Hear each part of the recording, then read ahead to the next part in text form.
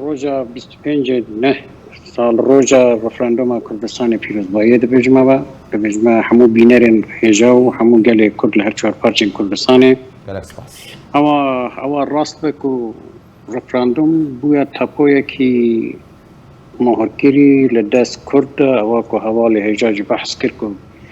حتی نو که گلک جاران عندك دولتان يعني عندك دوستان ندخواستن هاوکاری بکن دکود انهاج نزانن کرد شد خازن لیبل هم آوان دزانی کرد شد خازن و هم کرداج دزانی کرد شد خازن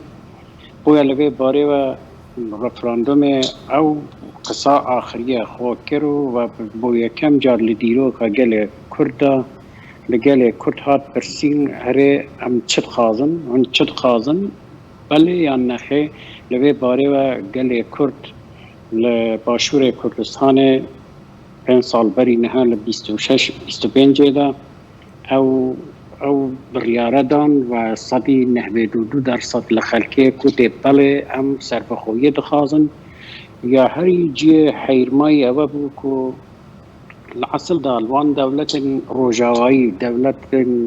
امریکا وحتى عندك دولة انديكيش كمبرو قال لك انتظار لها بو كروجة كي اگر بو كردا بقى وما ممكن اوان قصي كي خير بو بكن لغير روجة دا قال لك لبرنسيبين خوجي بيباس كرن و اواكو بالديمقراسي و رفراندوم و دنگي خلقي و تظانم حمو او تشتانكو بحث ذكرن بيشيل كرن و كرد لميدان دا بتني هشتن